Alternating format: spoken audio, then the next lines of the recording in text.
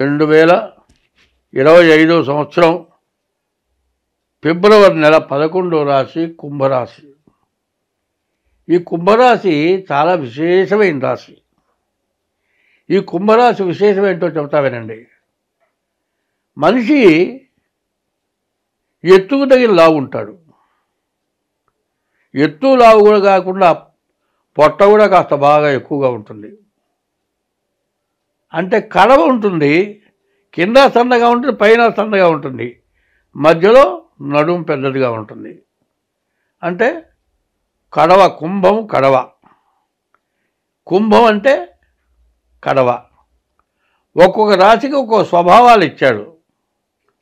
మరి ఈ రాశి యొక్క స్వభావం, కన్యా రాశి వృశ్చిక రాశి ఉందండి.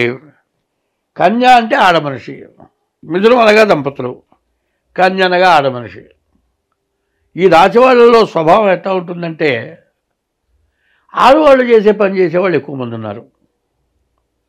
తర్వాత నడవటంలో చెయ్యి తిప్పటము, కాలు తిప్పటము, మనిషి తలకాయ తిప్పుకొని తిరగటము, ఆడమనిషి లక్షణాలు ఉండేవాళ్ళు కొంతమంది ఉన్నారు. ఎవరిని నేను చెప్పటం కాదు, ఎవరిని విమర్శించడం కాదు. ఇది జన్మత ఇచ్చాడు భగవంతుడు. అయితే వాళ్ళు అంత మాత్రం చేత పనికిరాని వాళ్ళు కాదు. ఎందుకంటే ఏదో పిలిచే పేరుని బట్టి నా రాశి ఇది అనుకుంటున్నారు. కాదు. కన్యా మిథునయోర్బుధ. ఈ కన్యకు కానీ మిథునం దంపతుల్లో ఆడవాళ్ళకు కానీ బుధుడు అధిపతి. ఈ బుధుడు బుద్ధికారకుడు. ఆడవాళ్లలో 199 మంది సద్గుణాలు కలిగిన వాళ్ళే ఎక్కువ మంది ఉంటారు. ఇందులో ఆడవాళ్ళ పుటగలో 4 జాతులు ఇచ్చారు, 4 రకాలు ఇచ్చారు. పద్మిని జాతి, శంఖిని జాతి, చిత్తిని జాతి, ఇట్లా 4 రకాలు ఇచ్చారు. పద్మిని జాతి స్త్రీ ఎట్లా ఉంటుందంటే, నడుస్తుంటే చాలా అందంగా ఉంటుంది. పోతుంటే చూపు కూడా ఈ పక్కన చూసినట్టు ఉంటుంది. వీడనుకుంటాడు ఇది నన్ను చూస్తోందని దాని అమ్మడబడతాడు. కానీ అది కాదు, ఆ చూపులోనే అందం ఉంది.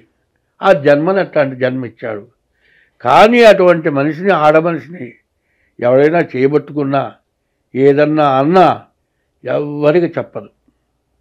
ఎంతో మంచిగా భర్తతోటే ఉండి మరి కుటుంబ గౌరవాన్ని తెస్తుందట. అట్లా 4 రకాల జాతులు ఉన్నారు. స్త్రీ చిత్తం, పురుషుడు భాగ్యం అన్నారు. అటువంటి కన్యా మిథున రాశుల్లో పుట్టినటువంటి స్త్రీలు, కన్యా మిథున లగ్నాల్లో పుట్టినటువంటి స్త్రీలు కుటుంబ వృద్ధికి బాగా ఉపయోగపడతారట. అట్లాగే సింహరాశి చెబుతాడు.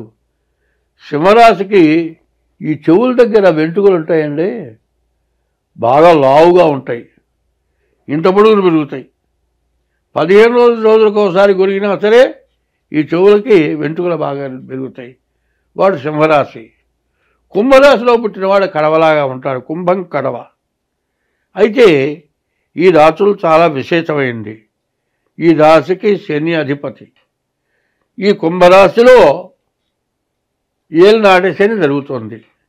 ఇప్పుడు కుంభరాశిలోనే శని ఉన్నాడు. అయితే శని ఎంతో అపకారం చేస్తాడు అని చాలామంది అనుకుంటారు. కాదు, మకర కుంభాలకి శని అధిపతి. అంటే ఆయన సొంత ఇల్లు. నీవు ఇల్లు కట్టుకుంటామండి, ఓ 15 ఏళ్ళు 20 ఏళ్ళు అయింది. మరి సిమెంటు రాలిపోయింది, ప్లాస్టింగ్ పోయిందనుకోండి, దాన్ని రాలగొట్టి మళ్ళీ ప్లాస్టింగ్ చేసుకుంటావు. కాదండి, గోడ కొద్దిగా క్రాక్ కొట్టింది, ఆ క్రాక్ అంతా కొట్టేసి లోపలికి సున్నం పోలిచ్చి గోడ పడిపోకుండా చేసుకుంటావు. నీ ఇంటిని నువ్వు ఎట్లా చేసుకుంటావో, మకర కుంభాల్లో శని ఎప్పుడూ దాదాపు వాళ్ళకి నష్టం మాత్రం చెయ్యడు అని మాత్రం నిఖరంగా చెప్పచ్చు. అయితే కొంతమంది అంటారు, ఎవరిని నేను నష్టపడ్డాను అంటే, మిగతా రాసులు నీకు ఇబ్బంది పెట్టి ఉండొచ్చు, ఏదైనా పూర్తిగా నష్టపడే రాసులు ఇవి కావు. ఎందుకంటే ప్రతి వ్యక్తికి ఒక మంచి పూర్వజన్మ సుకృతంతో జన్మ వస్తుంది. ఏం చెప్పారంటే, ఈ కుంభరాశి చాలా పవర్ఫుల్ అయిన రాశి. ఈ కుంభరాశి నుంచి మీన రాశికి శని మారబోతున్నాడు. కాబట్టి ఈ రాశి వాళ్ళకి ఎటువంటి కష్టాలు నష్టాలు మాత్రం జరగవని మాత్రం నిఖరంగా చెప్పడానికి బాగా అవకాశం కనపడుతోంది. అయితే ఇప్పుడు కాలమాన పరిస్థితులను బట్టి చాలా కష్టాలు నష్టాలు ఎక్కువ జరుగుతున్నాయి. ఇప్పుడు మనం ఎట్లా మారాలి అనేది ముందు తెలుసుకోవాలి. జ్యోతిష్యం చెప్పడమే కాదు, జ్యోతిష్యంతో పాటు నడక నేర్పాలి, నడకతో పాటు తినే తిండి నేర్పాలి, దాంతోపాటు చదువు బాగుండాలి, మంచి జ్ఞానం కలగాలి. ఇవన్నీ తెలిసిన వాళ్ళు మంచి చెప్పటం అది ధర్మం. కాబట్టి ధర్మమైన పద్ధతుల్లో మా బాటి వాళ్ళని చెబుతున్నాం. అయితే ఈ ధర్మం ఎట్లా ఉంటుందో ఒకసారి మనం బాగా విచక్షణగా ఆలోచించుకోవాలి. ఏమిటి అంటే భార్యను మాత్రం ఖచ్చితంగా చూసుకోవాలి. కలకంటి కంట కన్నీరులికిన సిరి ఇంట నిలువ నేరదు సుమతి. ఇంట్లో అతని భార్య గనక కళ్ళమ్మ నీళ్లు పెట్టుకునేటట్లయితే ఆ ఇంట్లో సిరి ఉండదుట.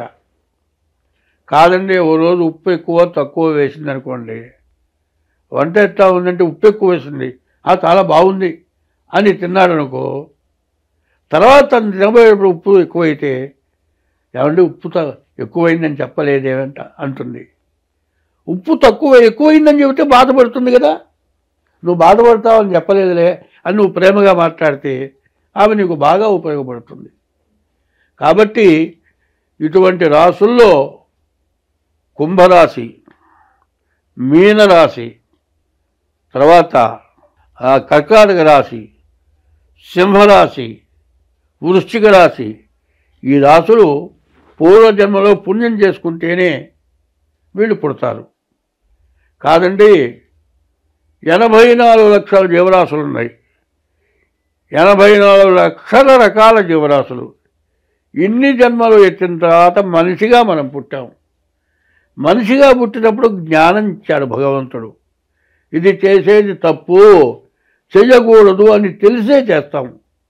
ఆ చేసి తర్వాత నువ్వు చేసిన పాపానికి నీ కర్మ నువ్వు అనుభవిస్తున్నావు. కాబట్టి జాతకంలో తప్పు కాదు, నువ్వు చేసే దాంట్లో తప్పు ఉంటుంది. ఆ తప్పు సరిదిద్దుకోవడమే కాక నీవు పూర్వజన్మలో చేసినటువంటి పాపం, నిన్ను కన్న తల్లిదండ్రులు చేసిన పాపం పోవటానికి తగిన దోషానికి గ్రహశాంతి చేసుకుంటూ నీ ప్రవర్తన మార్చుకుంటే నువ్వు ఎప్పుడైనా అన్ని రకాలుగా బాగుంటావు. నీ పిల్లలు నీ కుటుంబం వృద్ధి పొందుతుంది. స్వస్తి.